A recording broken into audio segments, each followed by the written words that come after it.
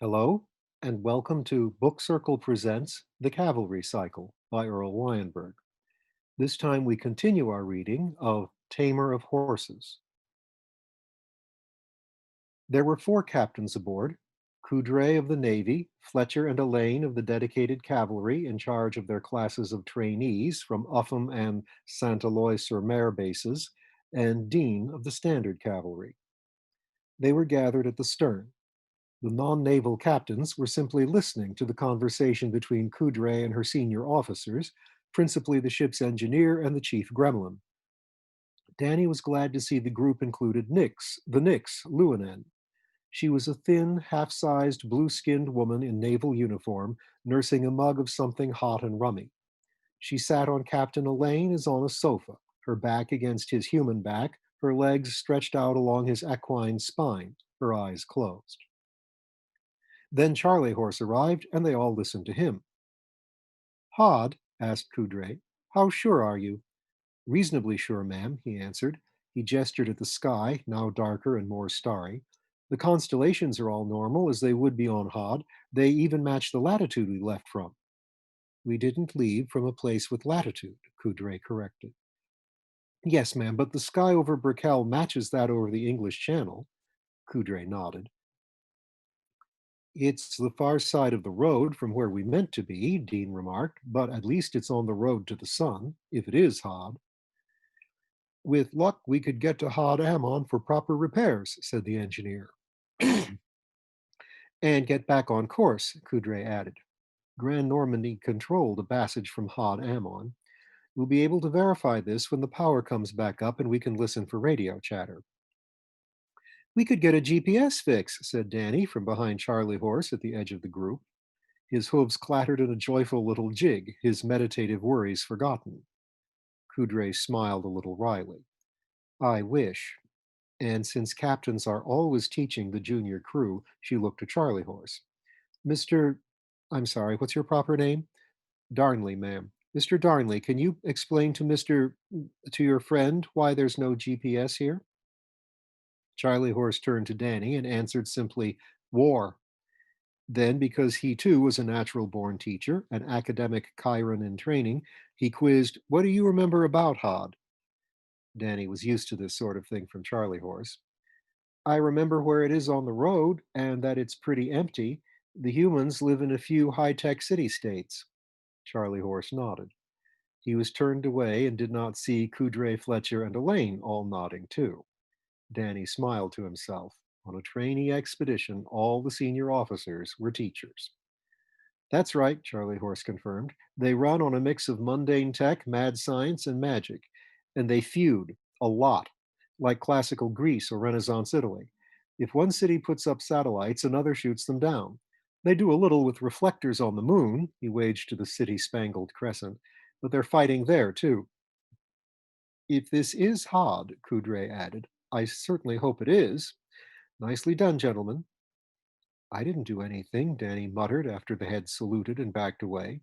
"You observed, you reported. That's how it starts." Charlie Horse rattled his own hooves in a more ponderous happy dance. "I sure hope it's Hod." Electrical power refused to return, but the Bethos set sail in the night, crawling toward the newly discovered shore despite some leaks opening up again. The shallow bottom rose slowly and meant the Bethos could not get very close. But the shore was well within swimming and wading range for the cavalries.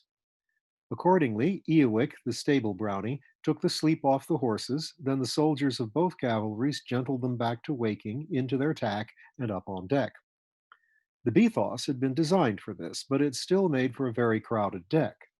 Coudray had the ramp lowered, and the cavalry captains sent some horses and soldiers out while others were still gearing up. Inez Tauvin and her friend Marcia watched. "They look sort of like big swans," Marcia remarked. "The horses?" "Yes, but the centaurs, too." "I suppose. Big, ugly, grubby, hairy swans." just from off the railing. I heard that, and we are not grubby. They're not all that ugly either, Marcia countered, nodding toward the Palomino Fells, just now stepping off the ramp and into the water, a pair of pack horses flanking him. His golden form had caused him to be labeled Mr. What-a-Waste after in a few conversations. You still sore about that climb yesterday? Inez shrugged. I just wanted help with that line, not to be in a weird, dangerous stunt. Coudray call it a stunt. Marcia nodded, and Fletcher admitted it, but there's this. If Fletcher spends time scoring points in inter-service politics, it means he expects us to get back home. I think that's good. Inez nodded. Danny waded up onto the beach and gazed around. Ahead lay a plain of scrub and scattered trees.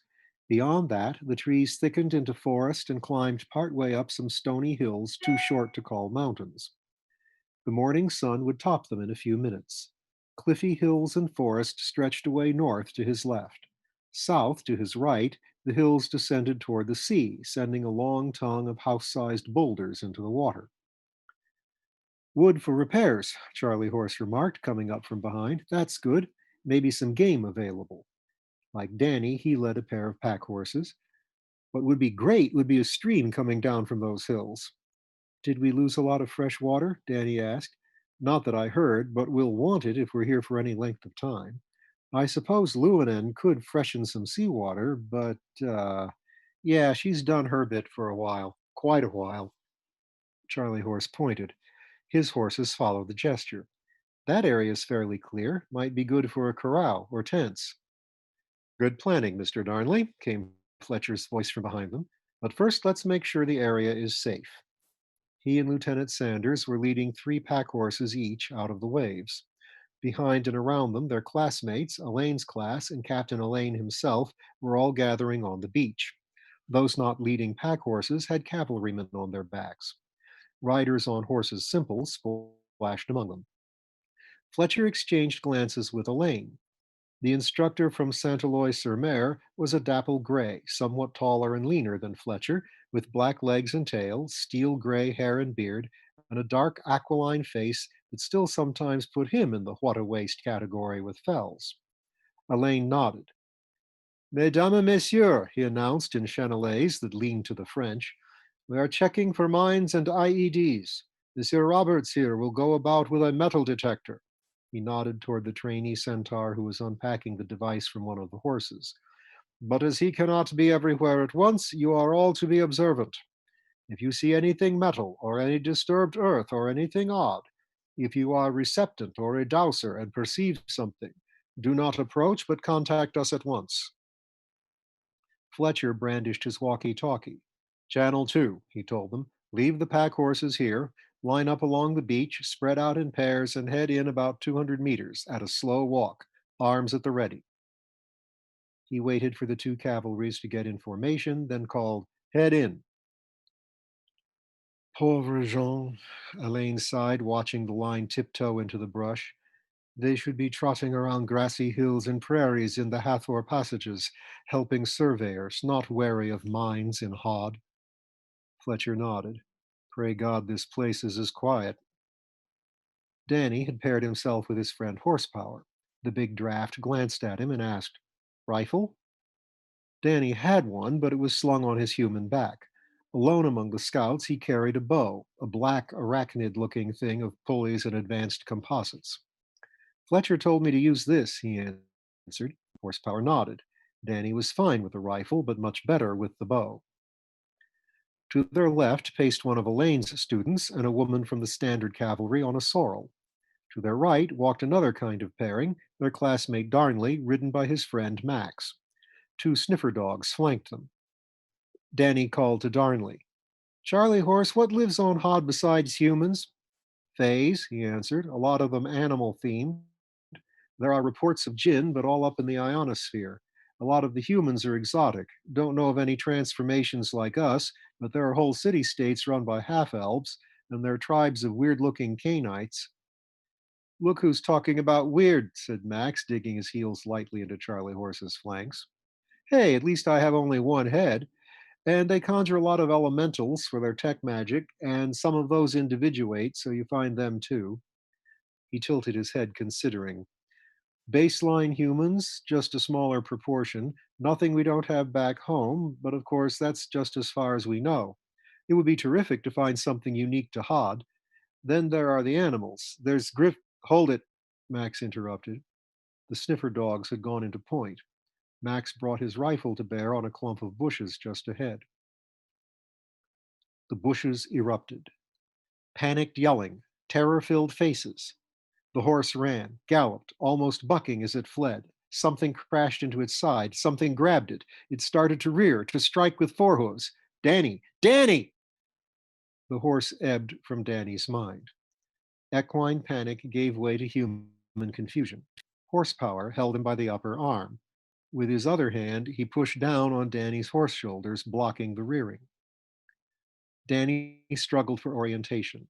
For a moment, the only familiar thing was horsepower. He tried to recall where he was, and at first could not. Then it clicked back in. A score of meters away, centaurs and mounted folk clustered around something, weapons drawn, but they were even now relaxing, some backing off, some talking and laughing, though the guns stayed pointed. Charlie Horse was prancing in place as he aimed. The sniffer dogs sat motionless, bolt upright, looking conspicuously innocent. We didn't start anything, their postures said. What happened? Danny asked. What was it? Satyrs, Horsepower answered. Just satyrs, trying to hide, then broke cover. Go get your bow. He nodded back toward the cluster of cavalry. Danny nodded, only now realizing his hands were empty. Horsepower, he noticed, had his rifle slung, albeit precariously, across his back. He hadn't dropped his weapon. By the time Danny returned to the dropped bow, he was white and shaking with shame. He picked it up, looking away from any possible gaze, but saw all three captains trotting up, Fletcher and Elaine on their own hooves, Dean on his black mare. Surveying the scene, Fletcher glanced at him, but no more. Did he know? There and then, Danny resolved that Fletcher should know. He, Danny, would be at least brave enough to confess. But not just now. Fletcher, together with the other two captains, saw to that. They conferred with each other and by walkie talkie with Coudray, then issued orders. Fletcher's trainees keep the prisoners covered, Dean said. Everyone else go back to the survey. Mr. Laughlin, change mounts. Laughlin slid off Weldon's back, flipped him a farewell salute, and strode toward a senior centaur who had waved him over. Satyrism was catching, but only to adult baseline men, and only on long exposure. Removing Laughlin was practicing overabundant caution, but it reminded everyone of the rules. Danny slung the disgraced bow onto his back and readied the rifle. He sidled up to Horsepower and tried to blend in. It wasn't easy. There were only 6 in his class. In addition, there was Carlin's rider, Terrell, and Max on Charlie Horse. Terrell was a woman and Max was a werewolf, so they had not been told to leave. Danny relaxed slightly since no one seemed to be looking at him, but that just left him free to brood on his. He had bolted. Ever see satyrs before? Horsepower asked. No, nor me. Danny surveyed their charges. He saw 15 or so naked men in various shades of European and Mediterranean skin tones, all shaggy bearded, most with various styles of horns, all with tails of horses or asses, and with pointed ears that flicked nervously. No goat legs, but he hadn't expected any. The goat pants were, he knew, an artistic convention of later, more decency minded ages. Instead, how can they still be hard? He asked Horsepower. They're scared witless. Horsepower was studying to be a medic and might know such things. They always are. Hard, I mean. They have bones in them. Most male mammals do. Men and stallions are among the few who don't. Pure force of will for us, eh? Hmm. Here came Captain Fletcher and Lieutenant Sanders. Weapons down, Fletcher told them, then beckoned Charlie Horse over. After a brief conference, he spoke to them all. You caught them, so you get to keep them for the moment. Captain Coudray will be here soon to question these fellows, but meantime, I'm asking Mr. Darnley to open communication. Stay focused, keep Channel 2 open. He exchanged salutes with them and withdrew. But not far, Danny noticed. Fletcher and Sanders were too far away to hear, but they could see what was happening, and they stood out of the satyrs' line of sight since they were all now focused on Charlie Horse. Oh, and hey, Channel 2. He looked at the walkie talkie on his belt. Maybe they could hear it as well as if Charlie Horse had locked the send button. Excuse me. Maybe they could hear as well if Charlie Horse had locked the send button. Charlie Horse, now with Max afoot beside him, settled down next to the satyrs in a comfortable racket of crushed bracken, presumably to look less intimidating, and addressed them. Do you speak Chenolese? Do you speak English? Parlez-vous français? E quis vos latine loque? Parli italiano? Pedil Sindarin? Hablas español? Sprechen Sie Deutsch? Xeris namilas Hellenica? Gaelig? Kimrig? Does he speak all those languages? Asked Danny in awe. I don't think so, Horsepower answered, but for each of them he knows there's probably someone on the Bethos who speaks it. Alarabiata? Yoselvisk? Svartelvisk? Wenthel? Brythonic? West Goblin? Gremlin Cat? Come on, work with me here. A middle aged specimen, gray bearded and ram horned, raised his hand. I speak English or some Chenolese. Well, you might have said so before, Charlie replied in tones of mild annoyance, sliding into English. Despite the mild tone and the half smile, the spokesfawn and his fellows cringed. Gutless, cowards.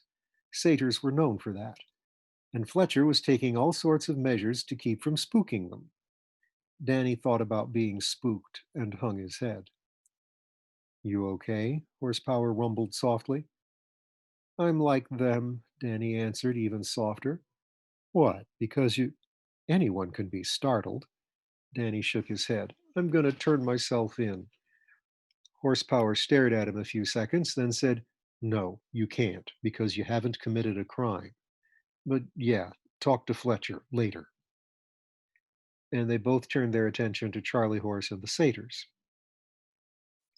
Well, said Charlie Horse, smiling broadly and laying down his rifle, here we are, a centaur cavalry speaking Chenolese, so you must know we're Grand Normans. Now, I'm not speaking for my commanding officers, but let me just say I'm sorry we scared the liver and lights out of each other. We don't have anything against you particularly, just generally. You're satyrs, so we despise you. But we are military, yes, but we're not on the warpath. Another smile. We're explorers. So here we found some folk with local knowledge, and naturally we'd like to ask you some questions. He broadened the smile and did not say they were lost explorers. The spokesfawn smiled back wryly and glanced about.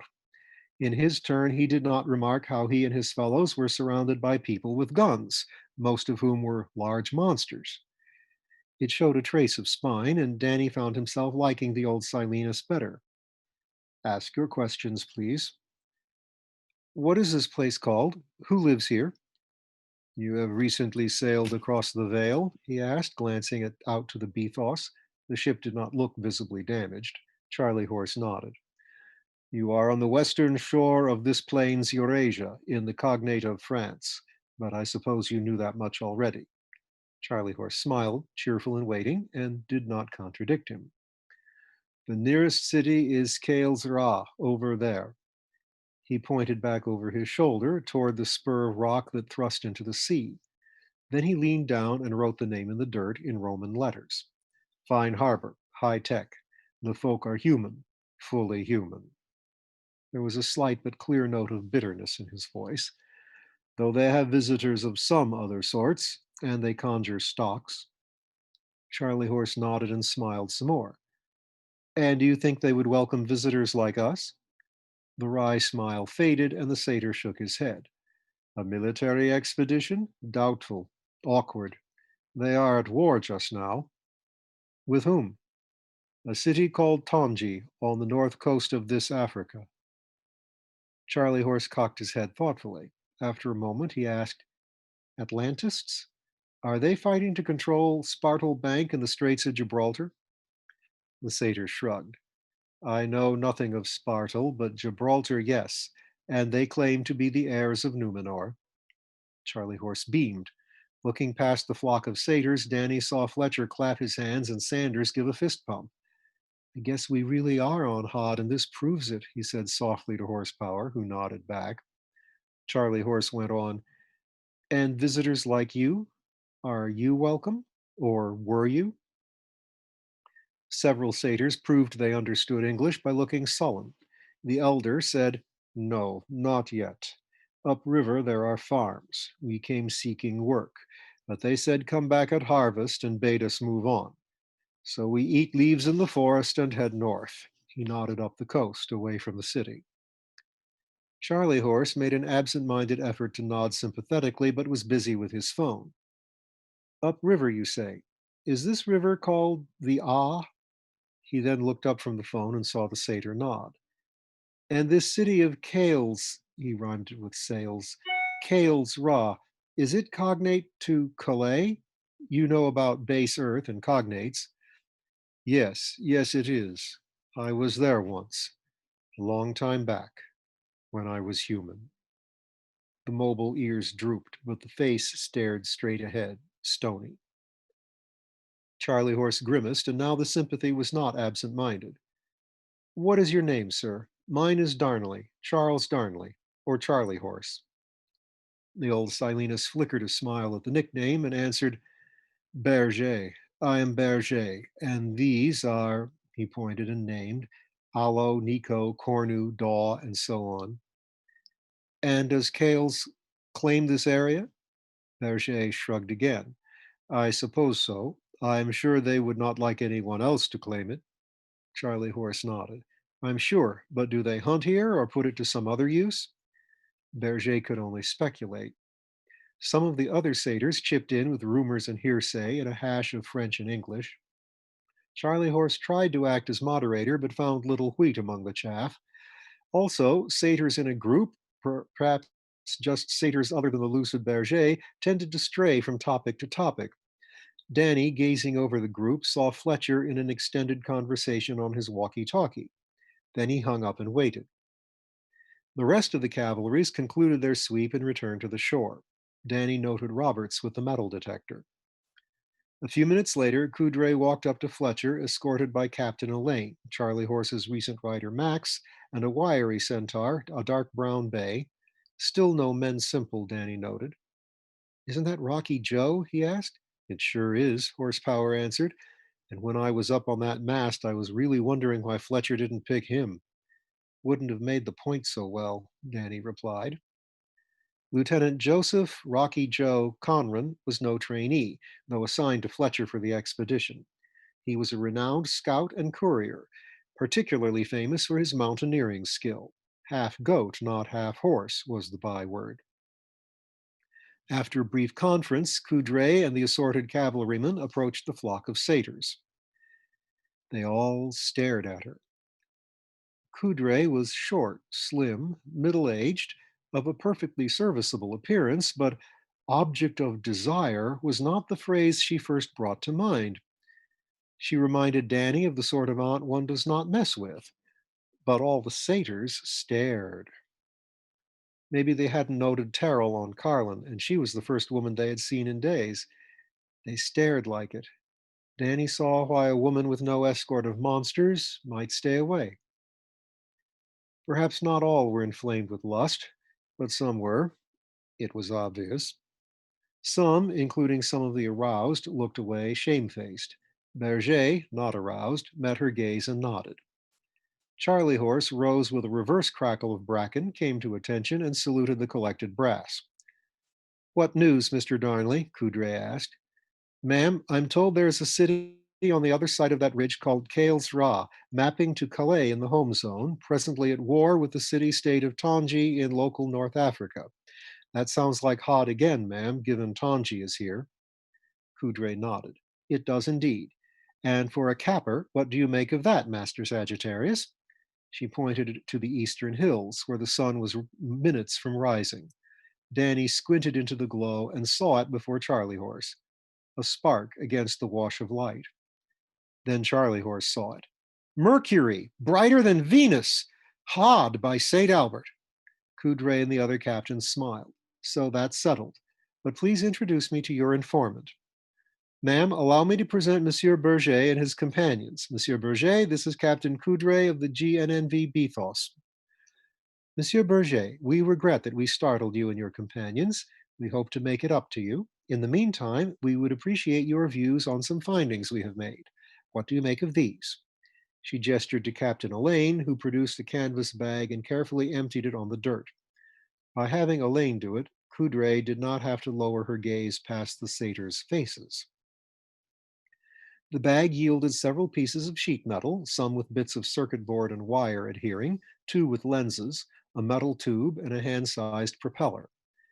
The satyrs muttered among themselves. Berger took stock and said, "We can only guess, but it looks like debris from flying guns and flying cameras. We have seen such stuff when working in the fortress." Oh, excuse me. Berger took stock and said, "We can only guess, but it looks like debris from flying guns and flying cameras. We have seen such stuff when working in the fortress as fetchers, unskilled labor, and we have seen similar things at work in the city. I have heard that that is how they fight in the main. Each side approaches the other city and sends in swarms of such machines against defending swarms. Soldiers and city folk shelter. Country folk stay away.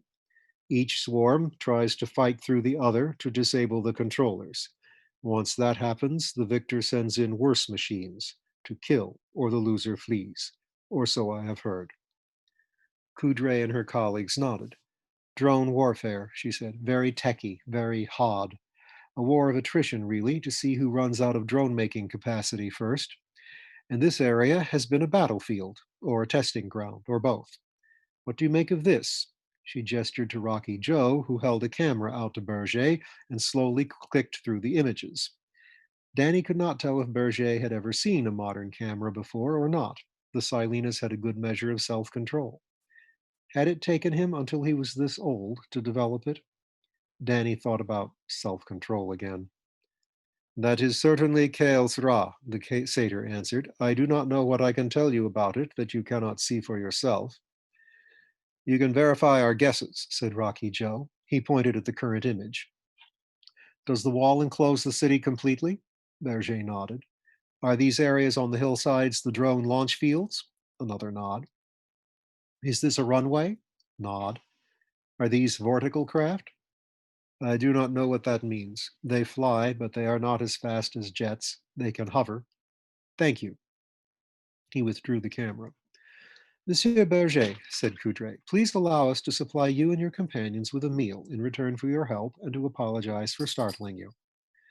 "Maybe some pants, too," Danny heard Carlin mutter somewhere behind him.